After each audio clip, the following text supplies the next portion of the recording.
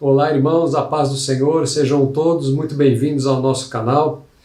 E hoje nós vamos falar sobre um tema que é escatologia, dentro do assunto volta de Cristo.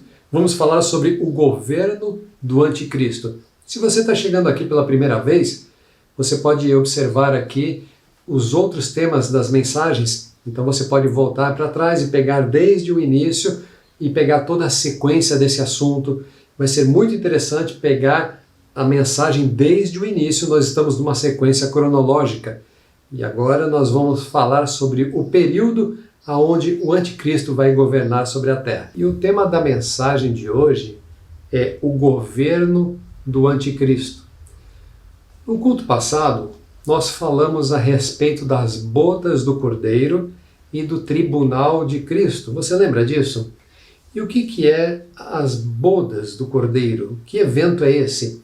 No arrebatamento da igreja, a igreja toda vai subir e vai estar com o Senhor Jesus numa grande festa. E essa festa, uma festa maravilhosa que o Senhor está preparando para a noiva, onde Jesus é o noivo e a igreja toda é a noiva. Todos os salvos que vão subir para a presença do Senhor são chamados de noiva de Cristo. E então, numa grande festa, todos nós estaremos participando com o Senhor. E o nome desse evento é Bodas do Cordeiro. Também nesse evento vai acontecer o tribunal de Cristo. E que tribunal é esse? Ele vai julgar as boas e as más obras que foram praticadas por aquelas pessoas que estão na sua presença, pelos salvos. Então não é um tribunal para decidir quem é salvo, quem não é julgamento, mas o que vai ser julgado são as boas obras. Para quê? Para que essas boas obras sejam galardoadas. E o que é galardão? É um presente de Deus. Então Deus vai galardoar, presentear toda a boa obra que for praticada por aquelas pessoas que foram salvas pelo Senhor. Então, enquanto estamos na presença de Deus, participando das bodas do Cordeiro e também do tribunal de Cristo, recebendo galardões, aqui na terra vai acontecer ao mesmo tempo um outro evento chamado de governo do anticristo. Então, durante 7 anos, um homem chamado anticristo pela Bíblia, chamado de o homem da apostasia, né? Existem vários nomes que a Bíblia fala. Então, um governante mundial, ele vai se levantar e durante 7 anos ele vai governar. Durante 3 anos e meio, esse tempo será de aparente paz. A Bíblia diz, quando todos disserem que há paz, então virá repentina destruição. Após 3 anos e meio, começa um tempo chamado de grande tribulação. Esses 7 anos do governo do anticristo está retratado na Bíblia e fala também sobre ele no livro de Daniel, no Novo Testamento também, Apocalipse fala. Então nós vamos pegar esses textos, e eles são bem simbólicos, mas vamos explicando gradativamente para que possamos entender o que vai estar acontecendo aqui na Terra. O objetivo dessa mensagem é alertar a todos para que se firmem no Senhor, faça aliança com Deus, os que não são convertidos, que aceitem a Jesus como Senhor e Salvador, para que sejam salvos e estejam na presença de Deus. Não é tempo de um evangelho frouxo, não é tempo de andar de qualquer maneira diante do Senhor, com a vida dúbia, no pecado. Esse assunto é muito sério, fala de vida ou morte. Presta atenção. Daniel, capítulo 11, no verso 36 e 37, diz assim: E este rei, está falando aqui do anticristo, né? E este rei fará conforme a sua vontade, levantar-se-á e se engrandecerá sobre todos os deuses, e contra o Deus dos deuses falará coisas espantosas, e será próspero, até que a ira se complete, porque aquilo que está determinado será feito. Então, levantar-se-á, vai se levantar um homem que ele vai se colocar acima de Deus, ele vai falar mal de Deus e de todos os deuses, ele vai se levantar como sendo alguém maior do que Deus. Verso 37, e não terá respeito ao Deus dos seus pais, nem terá respeito e ao amor das mulheres, nem a Deus algum, porque sobre tudo se engrandecerá. Olha que interessante que o texto diz que ele não terá respeito para com Deus, não terá respeito para com o amor das mulheres e nem com Deus algum, vai se engrandecer sobre todos. Então existe aqui um entendimento de que se ele não vai ter respeito ao amor das mulheres, de duas uma, ou ele não será dado à mulher, ou ele não terá respeito e será um violento, abusador, um agressor. O fato é que esse homem que se levantará, que a Bíblia chama de anticristo, ele será uma pessoa que se oporá, fará oposição ao sexo feminino, ou por não gostar, ou por ser um abusador. A palavra de Deus, ela diz no livro de 2 Tessalonicenses, Jesus ele fala sobre esse assunto. Então entenda, 2 Tessalonicenses capítulo 2, eu vou ler do verso 3 ao 7, diz assim: ninguém de maneira alguma vos engane, porque não será assim sem que antes venha a apostasia e se manifeste o homem do pecado, o filho da perdição. Então, o homem do pecado, o filho da perdição, é justamente uma referência ao anticristo. Então vem um tempo de apostasia, onde as pessoas elas começam a abandonar a fé, enfraquecer a fé, começam a ter uma vida negligente com Deus, né? Então um tempo de apostasia e depois manifesta-se esse homem chamado filho da perdição. Verso 4, o qual se opõe e se levanta contra tudo o que se chama Deus, ou se adora, de sorte que se assentará como Deus no templo de Deus, querendo parecer Deus. Entenda, esse homem que vai se levantar, ele vai se opor a tudo que se chama Deus. A Bíblia diz que ele se assentará no templo de Deus e tentará ser igual a Deus. Que templo de Deus é esse? Em Jerusalém, nós temos lá o Muro das Lamentações. Esse muro foi o que restou do Templo de Salomão, que era aquele templo majestoso construído por Salomão. Esse templo foi destruído, não é? No ano 70 depois de Cristo e até hoje está lá destruído, só sobrou o Muro das Lamentações. Porém, esse templo ele será reconstruído. Uma das obras do anticristo vai ser a reconstrução desse templo. Ele já está todo preparado, Israel já está preparado para receber esse templo. Já existe um Instituto do Templo que trata sobre esse assunto. Se você pesquisar na internet, você vai ver sobre isso. Instituto do Templo. Eles já têm as pedras, já têm os utensílios que vão ser usados dentro do templo. Tudo já está sendo preparado para a construção do novo templo. E a Bíblia diz o seguinte, que esse homem ele vai se assentar como Deus dentro do templo. Ele vai reivindicar a divindade para ele mesmo. Olha só que coisa terrível. Verso 5. Não vos lembrais do que estas coisas vos dizia quando ainda estava convosco?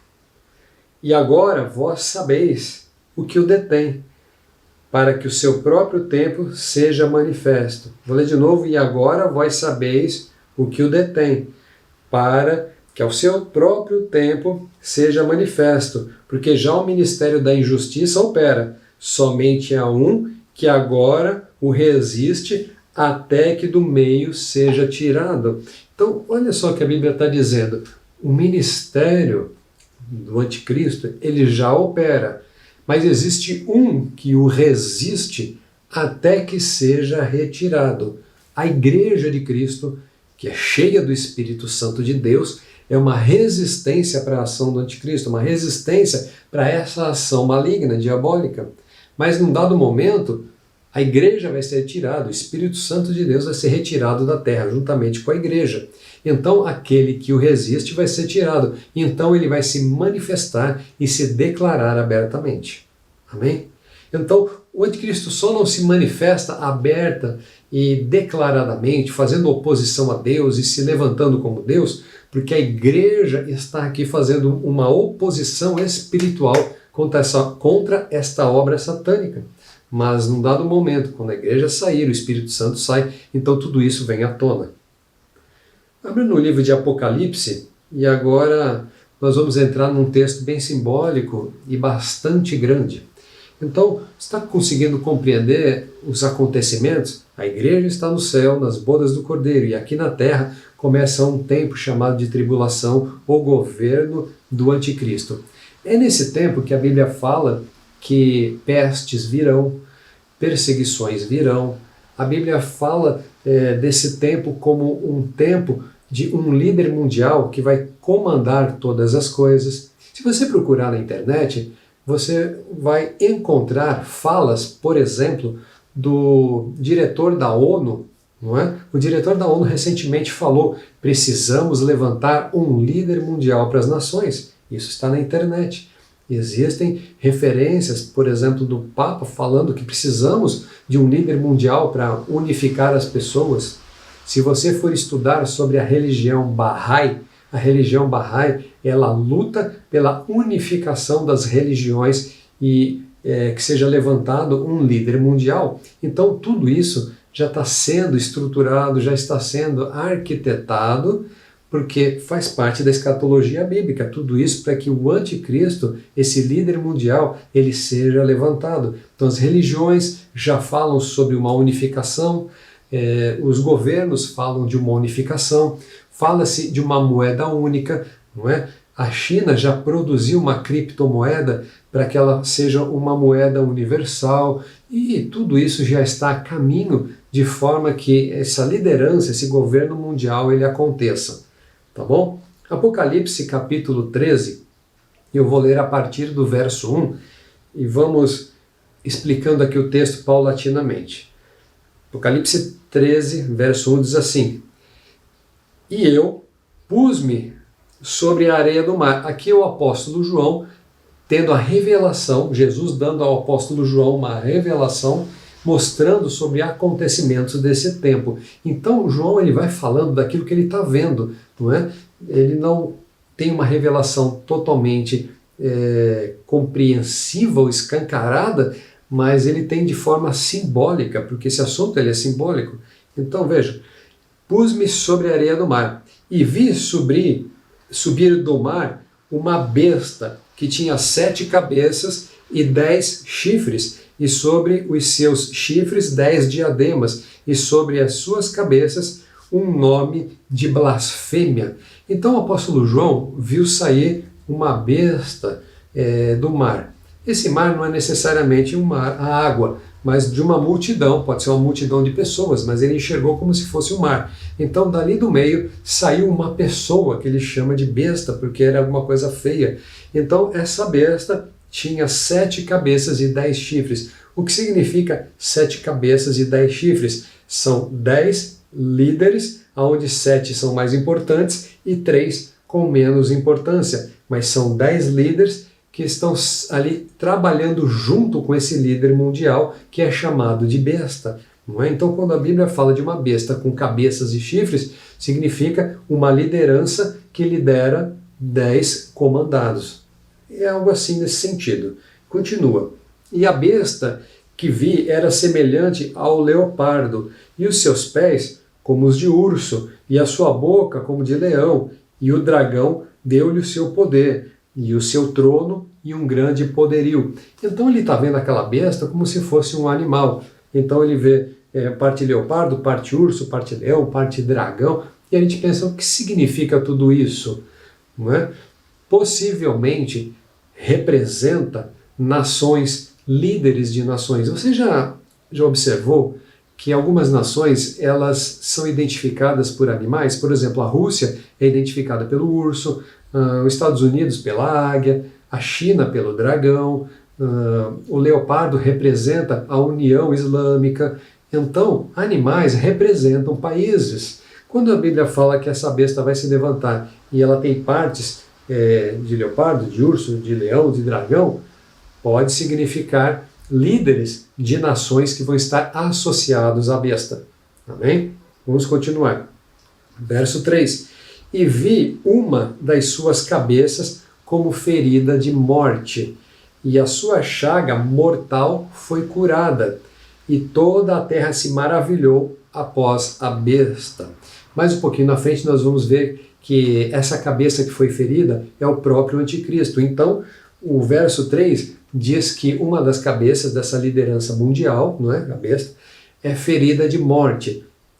Um acidente, um atentado de morte, alguma coisa que foi feita para que ele morresse. E possivelmente chegou ao ponto de morrer ou quase morte, porém ele fica curado, ele fica bom. Então a terra toda ficou maravilhada com a besta por causa do seu poder. É como se tivesse morrido e ressuscitado, alguma coisa nesse sentido. Algo poderoso aconteceu e que ele deveria estar morto, mas não morreu. O mundo inteiro ficou maravilhado com o seu poder. E continua, verso 4. E adoraram ao dragão, que deu à besta o seu poder. Quem é o dragão? Satanás, é Lúcifer, né? Então, Satanás, o dragão, deu poder à besta, que é o líder mundial. E todos o adoraram. Adoraram a besta, dizendo: quem é semelhante à besta? Quem poderá batalhar contra ela? Ou seja, o mundo vai olhar para esse líder mundial e vai dizer: ninguém pode contra ele, ninguém pode batalhar contra ele, ninguém pode fazer nada contra ele. Por quê? Porque Satanás lhe deu muito poder para que ele pudesse agir sobre a terra. Amém? Continua. Verso 5. Foi-lhe dada uma boca para proferir grandes coisas e blasfêmias, e deu-se-lhe poder para agir por 42 meses. Então aqui, nesse texto, a Bíblia dá um tempo exato da ação do anticristo nessa prática abominável, que são 42 meses. Isso significa 3 anos e meio. Por isso, há um outro texto que diz que quando disserem que a paz virá repentina destruição, são 3 anos e meio de repentina destruição, 3 anos e meio para trás, que vai ser um tempo de aparente paz. Porém, o anticristo vai estar trabalhando, preparando todo o cenário para que num dado momento ele entre no templo de Jerusalém, se assente no templo e diga: eu sou Deus. Quando ele disser eu sou Deus, então o que vai acontecer? Os judeus, eles vão cair em si. Eles vão falar: não é possível, esse homem, ele está se dizendo Deus, ele começa a falar contra o Deus dos seus pais, ou seja, começa a falar contra o Deus da Bíblia, não é? Então, os judeus, eles vão cair em si. Quando eles caem em si, todos eles se convertem ao Messias Jesus e entendem que aquele homem não é o Messias, ele é um falso. Então aí começa uma grande perseguição aos judeus e a todos os cristãos que ficaram e não foram no arrebatamento. Por que ficaram e não foram no arrebatamento?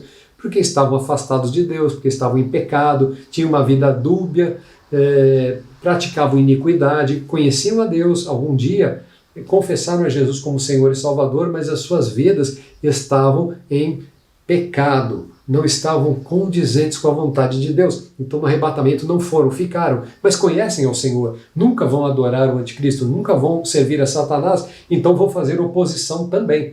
Então esses que vão fazer oposição, que são cristãos, e todos os judeus que vão cair em si e se converterão, todos esses, então agora eles entram num processo chamado de perseguição. Vamos lá. Verso 7. Foi-lhe permitido fazer guerra aos santos. É exatamente isso que eu estou falando. Que santos são esses? São aqueles que estão convertidos, mas ficaram na terra, e todos os que vão se converter quando perceberem que esse anticristo, ele é um homem maligno, um homem terrível, um homem blasfemo, maldoso, um homem de práticas terríveis, de práticas contra mulheres e etc. Então muitas pessoas vão se arrepender de não terem entregue a sua vida a Cristo anteriormente e vão fazer isso no período da tribulação. Então começa uma perseguição a essas pessoas. Foi-lhe permitido fazer guerra contra os santos e vencê-los. Significa que o anticristo vai vencê-los. Muitos vão morrer na perseguição. Infelizmente vai ser um tempo terrível, onde as pessoas elas vão ser presas, elas vão morrer de fome, vão morrer assassinadas.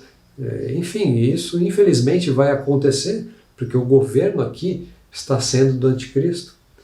Deu-se-lhe poder sobre toda a tribo, língua e nação. Significa que esse grande líder mundial, esse anticristo, ele vai dominar no mundo inteiro, sobre toda a língua, raça, nação, em todos os lugares ele vai governar. E todo aquele que não o adorar, todo aquele que não fizer a sua vontade será perseguido. É isso que a Bíblia está dizendo que vai acontecer. E continua, verso 8, e adoraram todos os que habitam sobre a terra. Veja, adoraram todos os que habitam sobre a terra, vão ter que adorá-lo. Esses cujos nomes não estão escritos no livro da vida do Cordeiro, que foi morto antes da fundação do mundo. Então o Cordeiro, né, que a Bíblia fala que foi morto antes da fundação do mundo, uma referência a Jesus, né, que quando o mundo foi criado já estava no plano de Deus, que Jesus iria para a cruz, né, todo o projeto já estava programado por Deus. Então o Cordeiro que morreu antes da fundação do mundo é Jesus, não é? Todos aqueles que não têm os seus nomes escritos no livro da vida vão adorar o anticristo. É o que está escrito aqui nesse verso 8. As pessoas que estarão aqui durante o tempo da tribulação e que são convertidas ou que vão se converter no tempo da tribulação, porque muita gente vai se converter no tempo da tribulação, esses sim também vão ter os seus nomes escritos no livro da vida. E quando eles morrerem, ou de fome, de perseguição, ou enfim, ou os que ainda ficarem vivos, não é? Eles vão estar salvos no Senhor. Amém? Verso 9. Se alguém tem ouvidos, ouça. Se alguém leva em cativeiro irá, ou seja, pessoas serão presas. Se alguém matar a espada, necessário é que a espada seja morta, ou seja, vai haver morte por espada, o que a Bíblia fala, né? Não seria espada, tiro, enfim, por morte, pessoas seriam mortas. Aqui está a paciência e a fé dos santos. Por que paciência e fé dos santos? Porque aqueles que se converterem no tempo da tribulação vão ter que ter fé e paciência para esperar esses 3 anos e meio passar. Os que ficarem vivos se encontrarão com o Senhor. Os que morrerem nesse tempo, eles vão morrer e irão para o Senhor. Daí a necessidade de ter fé e paciência. Será um tempo de 3 anos e meio de coisas terríveis que o anticristo fará. Continua o texto no verso 11. Vi subir da terra outra besta. Então tem a besta que é o anticristo. Agora o apóstolo João está vendo subir outra besta. E tinha 2 chifres. Agora presta atenção nisso. Subiu uma outra besta, não é? Com 2 chifres, ou seja, uma pessoa que comanda outras 2 pessoas. E diz, semelhante aos do cordeiro. 2 chifres, semelhante aos do cordeiro. Então uma pessoa com aspecto de cordeiro. E falava como o dragão. Aspecto de cordeiro, mas falava como dragão. O texto está falando de uma pessoa de religião, uma pessoa religiosa, uma autoridade religiosa mundial. Essa pessoa que tem aspecto de cordeiro, fala como cordeiro, tem a cara de cordeiro, vamos dizer assim, mas a sua fala é de dragão. Tem aspecto de religião, mas fala palavras de demônio. Ou seja, um líder religioso mundial vai se levantar juntamente com o anticristo. Então o anticristo se levanta e um líder religioso se levanta para ajudá-lo, que também vai ter poder. E ele fala por Satanás, ele fala por demônios. Não é um líder religioso da parte de Deus, mas da parte de Satanás, que é chamado também de besta e que também terá poder. Verso 12. E exerce todo o poder da primeira besta, ou seja, todo o poder que Satanás deu ao anticristo, a segunda besta, que é o líder religioso, também vai ter poder. Tá bom? Exerce todo o poder da primeira besta na sua presença e faz que a terra e os que nela habitam adorem a primeira besta. Então esse líder religioso mundial que vai se levantar, é um líder religioso, vai fazer com que todos adorem a besta, que é o anticristo. Os 2 vão estar debaixo do poder de Satanás. A Bíblia chama essa autoridade religiosa de falso profeta. Para quem quiser olhar, está escrito no livro de Apocalipse, capítulo 19, no verso 20. Apocalipse 19 e 20 fala sobre o falso profeta, porque ele vai profetizar a respeito do anticristo, vai fazer com que todas as pessoas acreditem que aquele homem é um Deus. Obviamente, todos os que vão adorá-lo como Deus não são os convertidos, aqueles que se converterem, tá bom? Mas aqueles que estão sendo enganados. E diz assim, verso 13, e faz grandes sinais, de maneira que até fogo faz descer do céu à terra, à vista dos homens. Então esse falso profeta, ele vai ter poder para fazer sinais miraculosos, e as pessoas vão ficar extasiadas, surpreendidas com o poder que ele tem. Por isso vão acreditar que ele é um profeta daquele Deus, mas são falsos. É falso profeta e um falso Deus, é o anticristo. E continua verso 14. E engana os que habitam na terra com sinais que lhe foi permitido que fizesse em presença da besta. Ou seja, o anticristo vai estar aqui, que é a besta, e o seu falso profeta do lado, fazendo sinais diante da besta. O mundo vai ver tudo isso. Diz assim, vou ler de novo. Engana os que habitam na terra com sinais que lhe foi permitido que fizesse na presença da besta, dizendo aos que habitam na terra que fizessem uma imagem à besta, que recebera a ferida da espada e vivia. Então aqui o texto nos dá uma informação. A besta, que é o anticristo, ele vai receber uma ferida de espada, mas vai viver, ou seja, vão tentar matar o anticristo. Ele vai ser ferido de morte, possivelmente vai chegar até o ponto de morrer, mas ele vive. É como se morresse e ressuscitasse. Veja que como é tudo anticristo, né? É um espelho de Jesus. Então ele vai ser ferido, mas vai continuar vivo. E esse profeta vai fazer sinais em nome da besta. Verso 16. E faz que a todos, pequenos e grandes, ricos e pobres, livres e servos, lhes seja posto um sinal na sua mão direita ou nas suas testas. Então, nesse período é que vai ser introduzido aquilo que se chama marca da besta. Então, vai ser introduzido na mão ou na testa algum tipo de sinal, não se sabe exatamente o que é, não é? Mas, você já percebeu agora que para entrar nas lojas, toda vez que vai entrar na loja, alguém vem com o termômetro para medir sua temperatura na testa? Imagina que um pouco mais à frente vai haver um tipo de codificação na testa ou na mão. Para a pessoa entrar numa loja, ela vai ter que ser identificada. Para entrar no hospital, vai ter que ser identificado. Num supermercado, num banco, em qualquer lugar, nenhuma pessoa vai poder comprar, vender, vai poder ser tratada no médico. Enfim, não poderá fazer nada se não passar por uma identificação. Obviamente, os convertidos, aqueles que vão se arrepender e aceitar a Jesus como Senhor e Salvador aqui na terra, estes não vão querer receber o número da besta, então não poderão comprar. Quando houver uma epidemia, porque vai haver, né, vão fabricar vírus, vão lançar vírus para que as pessoas morram, e quem tiver a marca toma vacina. Quem não tiver a marca não tomará vacina, vai morrer das doenças, não vai poder entrar no supermercado para comprar, não vai poder ir ao banco, não vai poder, enfim, fazer qualquer tipo de prática que necessite de identificação. Amém? Vai ser um tempo terrível. Continua. Verso 17. Para que ninguém possa comprar ou vender. Essa é a identificação. Para que ninguém possa comprar ou vender, senão aquele que tiver o sinal, ou o nome da besta, ou o número do seu nome. Aqui há sabedoria. Aquele que tem entendimento, calcule o número da besta, porque é o número de um homem, e o seu número é 666. Então a Bíblia fala de 666, é o 666, né? Então o que significa isso? O que é o 666?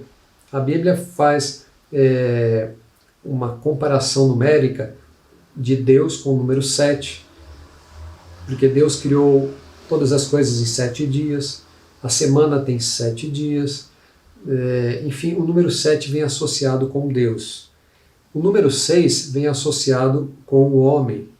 Então, quando fala 666, significa que é o número de uma pessoa extremamente humano e nada divino, nada espiritual. Amém? Ou seja, é a tripla humanidade caída e pecadora. Por isso que diz a Bíblia 666, mas não é que as pessoas vão ter o número escrito na mão, né? 666, não é nesse sentido, mas é uma identificação que vai ser produzida por este homem que é chamado de 3 vezes humano e 3 vezes pecador. Meu irmão, nós estamos caminhando no sentido dos tempos escatológicos, desse tempo do Apocalipse, desse tempo desses acontecimentos. Num dado momento, Jesus ele vem se encontrar com a sua igreja. E depois o anticristo vai governar por um tempo. Aqueles que ficarem, eles passarão por um tempo terrível, passarão por perseguição e morte. Entenda uma coisa, quando Deus ele fala na parábola das 10 virgens, que 10 virgens tinham lamparinas com azeite dentro, mas 5 delas eram prudentes e elas tinham bastante azeite. Outras 5 eram imprudentes e não tinham bastante azeite. Então, quando o noivo chegou, ou seja, quando Jesus veio, aquelas que eram imprudentes não tinham azeite e ficaram perdidas no escuro, porque o noivo veio à meia-noite. Mas as prudentes, que tinham azeite, acenderam a lamparina e foram ao encontro do noivo. Depois, aquelas outras 5 chegaram atrasadas. E chegando atrasadas, as portas já estavam fechadas e elas não entraram para as bodas com o noivo. O que significa isso, meu irmão? Quando Jesus ele chamar a sua igreja, nós temos que estar cheios do Espírito Santo, em santidade, não podemos estar em pecado, não podemos ter uma vida dúbia, nós temos que estar alinhados à vontade de Deus, obedientes à palavra de Deus, com o coração santo diante do Senhor, porque os que não estiverem assim ficarão aqui. Ah, então eles estão perdidos e vão para o inferno? Não, eles pode ser que sim, que alguns apostatem de vez da fé e vão servir a Satanás. Pode acontecer, mas o que provavelmente acontecerá é que os que ficarem, eles vão ser salvos, mas não porque o Senhor os levou, mas pela morte. Vão ter que ficar, por isso que é o tempo de paciência e fé, porque muitos serão presos, muitos serão assassinados, vão morrer de fome, morrer de peste, vai ser um tempo terrível. Portanto, meu irmão, é tempo de orar pelas nossas famílias, é tempo de orar para que haja conversão verdadeira, genuína, aliança com Deus. Não é tempo de brincar de crente, muito menos de pensar assim, um dia eu me posiciono com Deus, por enquanto quero curtir a vida, ganhar dinheiro, quero enriquecer, quero aproveitar o que o mundo tem de melhor. Meu irmão, o que Deus tem de melhor para você é Jesus Cristo. Aceite a Jesus como seu Senhor e Salvador. Tenha a sua aliança firme com Deus. Não barganhe a sua fé. Não há nada que o mundo possa te oferecer que seja melhor do que ter aliança com Deus. Porque um dia estaremos na presença do Senhor. E ai daqueles que ficarem, que em nome de Jesus você possa estar salvo na presença do Senhor. Em nome de Jesus. Durante esse tempo do governo do anticristo, haverá também muitas pessoas se convertendo pela pregação de judeus que se converterão, das 2 testemunhas que aparecerão, mas isso nós vamos falar numa próxima mensagem. E depois dos 7 anos, o que acontece? Nós vamos falar isso numa próxima pregação. E o estudo sobre escatologia continua. Que Deus te abençoe em nome de Jesus. Espero que essa palavra tenha falado ao seu coração. Não para colocar medo, mas a Bíblia diz que o temor ao Senhor é o princípio da sabedoria. Eu espero ter gerado no teu coração o temor, para que você respeite a palavra de Deus e tenha uma aliança muito séria e sincera com o Senhor. Amém? Agora vamos orar pelos pedidos de oração, pedidos por saúde, questões financeiras, relacionamentos. Vamos orar por todas essas questões em nome de Jesus e também vamos orar por aqueles que não são convertidos ou por algum motivo estão afastados do Senhor. Feche teus olhos, vamos clamar. Pai amado, nos colocamos diante de Ti e declaramos que Tu és o nosso Deus, Tu és o nosso Senhor. Além de Ti não há outro Deus. Quero colocar, Senhor, cada pessoa que está pedindo por saúde, quero repreender todo espírito de enfermidade em nome de Jesus, que a cura venha. Repreendemos o coronavírus, repreendemos, Senhor Deus, todo tipo de enfermidade e te pedimos, Pai, coloca as Tuas mãos de cura. A Bíblia diz que o Senhor levou na cruz do Calvário toda a enfermidade, por isso, pega essas enfermidades, coloca agora, Pai, na cruz e traz a cura sobre o Teu povo, em nome de Jesus. Senhor, peço a Tua bênção sobre aqueles que estão enfraquecidos, que ainda não se posicionaram contigo de uma maneira sincera. Espírito Santo de Deus, toca no coração deles, incomoda o coração deles, que possam se arrepender, possam se curvar, se ajoelhar diante de Ti e confessar que somente Tu és Deus e Senhor sobre as nossas vidas. Abençoa as famílias, abençoa as finanças de cada um, abençoa o lar de cada um, em nome de Jesus. Amém. Eu espero que essa mensagem tenha sido edificante para a sua vida. Quero pedir que você curta a mensagem aqui embaixo, se inscreva no nosso canal. Você também pode baixar no seu celular o aplicativo da Igreja Casa Restaurada e ali no Google Play ou no App Store você baixe o aplicativo, teremos todas as mensagens incluídas no nosso aplicativo, temos Bíblia Online e ali você vai poder nos acompanhar. Que Deus te abençoe e até a próxima mensagem em nome de Jesus.